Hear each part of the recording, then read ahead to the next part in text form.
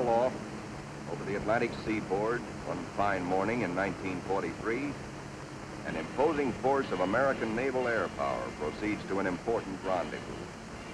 This force is the aircraft complement of a new carrier: fighters, dive bombers, torpedo bombers.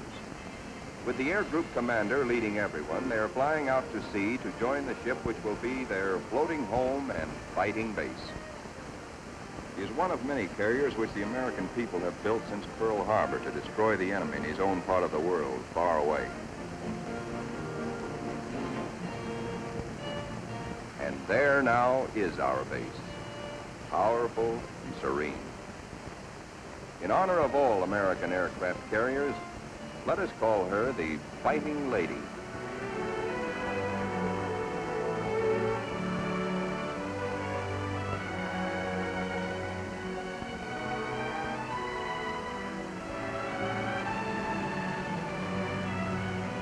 Against a good solid wind with their tail hooks down, our planes come into the broad flight deck of their new home.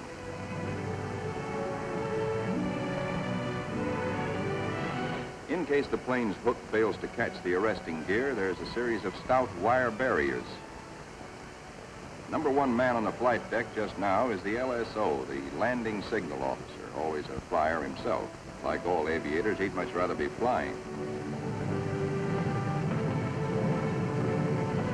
Come on in and sit down.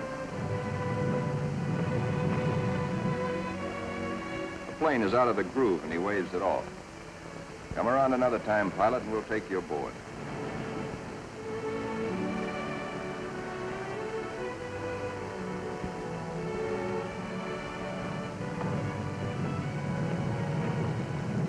When planes land, they taxi quickly forward, out of the way. Later, they'll have to be shifted to the stern and rearranged in proper position for takeoff. This is called respotting the deck.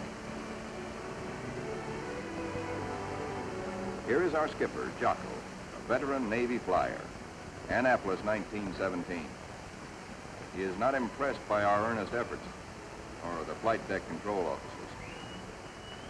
The skipper calls all hands together and gives us a piece of his mind.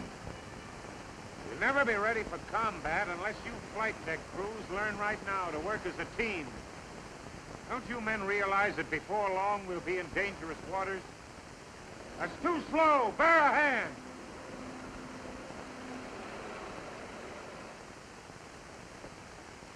Watch out. Keep that wing clear.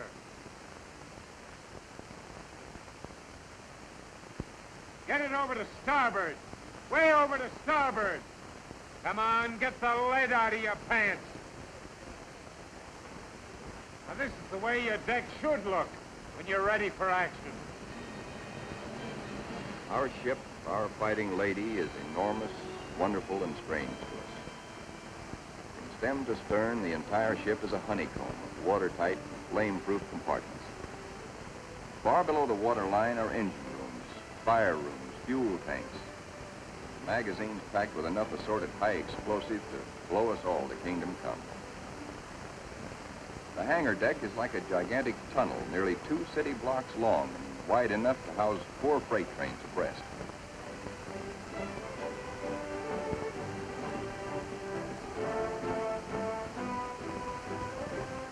It'll take us a week, a month maybe, to learn our way around. These new surroundings are as mysterious to us as they are cold and impersonal. Our Fighting Lady is like a huge floating cave, noisy and uncomfortable.